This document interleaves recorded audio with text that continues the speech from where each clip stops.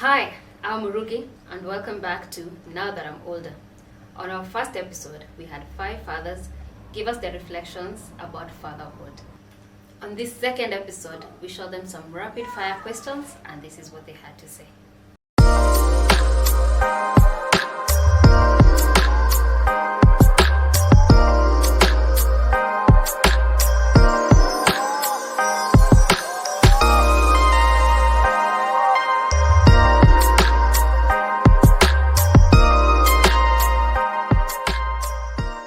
What attributes would you use to describe yourself as a father? As a father, I would describe that when you are in a family setup, you have to know the total environment, how your kids are doing, how your wife is doing, and the environment all around you. So one of the attributes I would use to describe myself is dependability. I think I like the fact that I'm able to be depended on by my family, especially my wife. I think it's not a one man's show. So I like that fact. Being a father, you have to be there so that you can help each other, so that the kid can grow, in values that you both instilled and you've talked together, so that you can instill on your kid. An attribute I would use to describe myself as a father is I'm compassionate. A little bit too loving. I don't know if it's a good thing. And present. Yeah. Those are like 3 attributes. But if we were to take one, I'd say compassion. Mm-hmm. Yeah. I think a father is like a really. It's not. Let me say really. You're not meant to be loved at the beginning. Sorry to say this, but the father will come to be appreciated way later once the child is an adult. All right, and it just comes down to this simple concept of fathers are actually custodians of morality in society. So what does that mean for me as a parent, as a father? Is that I have got, number one, the major job of not being liked at the beginning, which is discipline and order and structure. Okay? And everything should not be done haphazardly. So you end up creating paradox around the child. What are some of your greatest memories you have on your fatherhood journey?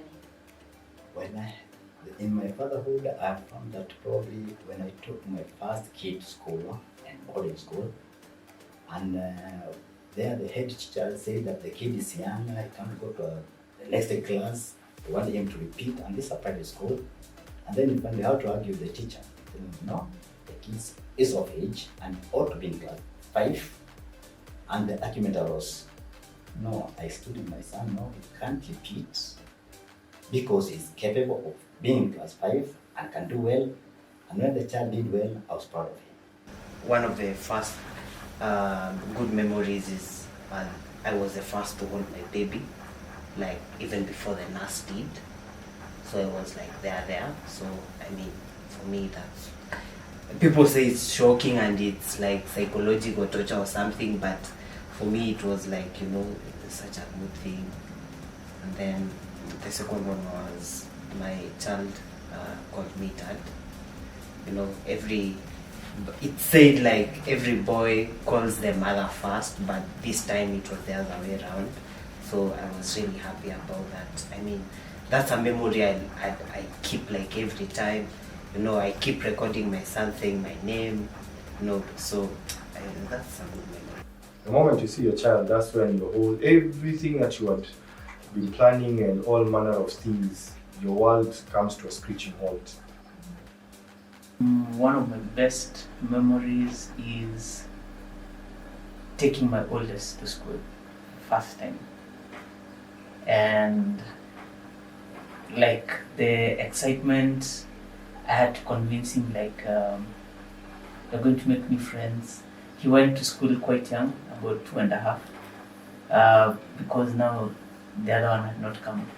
So he was always alone in the compound, so we just felt like he needed to go to school early.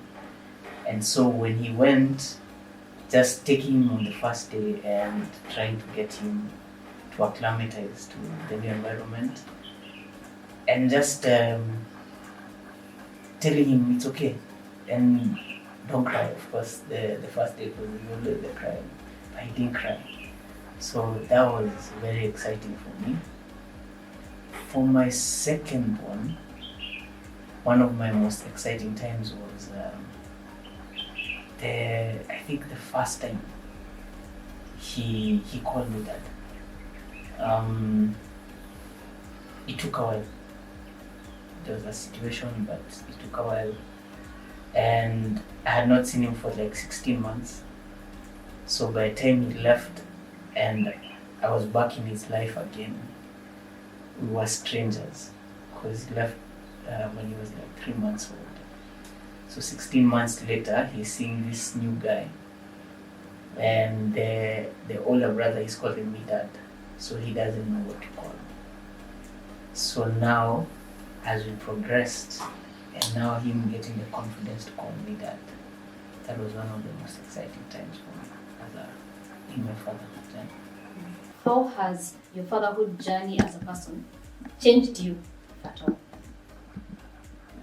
In my fatherhood, I've changed a great in the way I see things and issues around me, because every time I have to relate the environment where I live, what's happening is directly affecting me and my children. So I see a life in a full perspective of it. For example, in our environment where I live, we have a community policing that initially I would not appreciate such a thing. Now with the community policing, I find that no, you have to get involved, know who actually are your neighbors, who is coming in your neighborhood and who is going out, and that has enabled me to interact even to my neighbors and the surrounding community. But how does that inform your fatherhood, you as a father? What do you want that community policing to do for you? That will relate to you being knowing that the younger people in the community and the way they behave, you relate that to your children, then you're going to be able to understand where a particular character or a behavior is cropping up in a society.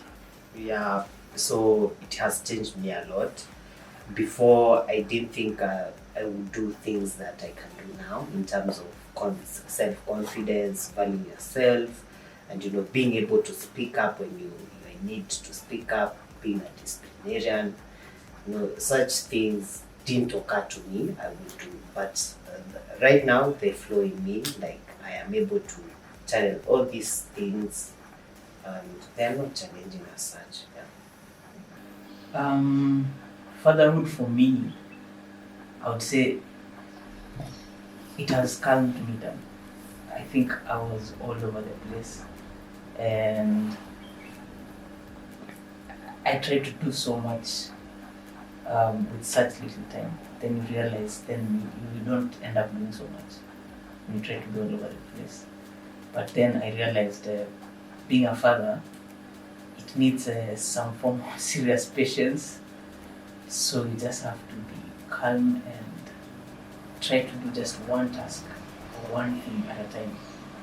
And for me, the time I get to spend with my sons, that for me is I have to maximize it. I don't have a lot of time with them, but the time I have with them, so I must make it count because I'm not their primary caregiver. So I have to make it count every time I'm with them. So I just do small things that will count. They may not look so significant, but I try to make those small things count in my fatherhood journey. From the moment I saw her, when she was about between 3 and 6 months, the next time I saw her, she was 5. That was the year 2012, and she was in Tanzania. So I'd always go, and by the time now you get why it would take so long.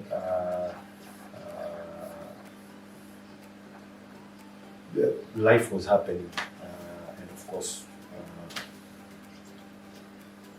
it was not, probably I will say it was not easy between the mother and I.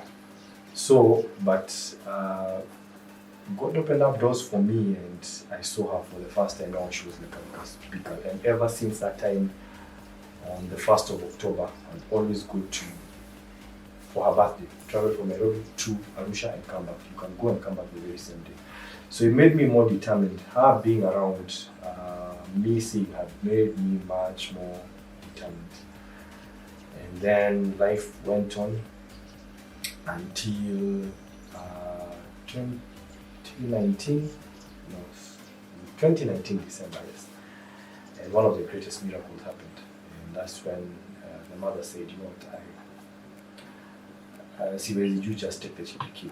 So I went, picked her up, put her in school here, January, and then March, COVID checked in. So ever since December 2019, I've been living with my daughter. She completed primary school and now into high school, so we've been living, the two of us. So I have to change how I eat, I have to change how I think, I changed how, even doing homework and all those things, and preparing her. So, but there's one thing I will tell you for sure, is that for a man raising a child, it's not a difficult thing. Because look at us, we built this world, we can lift heavier things. So actually, even every day I change, because now I realize that she's not going to be my young girl anymore. She's going to be an adult. So the reason as to why actually even probably divorce and all these other things, they hurt the man, it is because of the children. Because I think for me, raising my daughter, it was more or less like a fun activity, like a leisure activity. Because I know I can do much more difficult tasks. So this is a task that I know I can just handle. What did you learn from your dad that you would want to pass down to your child? The most important thing of them all is discipline. Discipline is key to all, but our dad will try to pass to his kids. My dad was a disciplinarian, and that's how I brought up my children. And in every time I did a mistake, my father used to punish me and rebuke me and show me the way and how I went wrong. So that I found it good even to pass to my kids, showing them the mistake they have done and the way to avoid it, because life is a journey. And the journey, it will not end up with me, it will end up with them. Something that I've learned from my dad that I would want to pass on to my child is being resilient. I think my dad is a resilient person. He's worked hard through his life, and we've been able to learn from it. And I mean, growing up with him being a grandfather now and him being also present at this stage, I mean, it has instilled a lot in me. So I think the values for me is what I would major on. From my dad, I think what I observed was my dad was a hard worker. So that I would want to pass to my kids.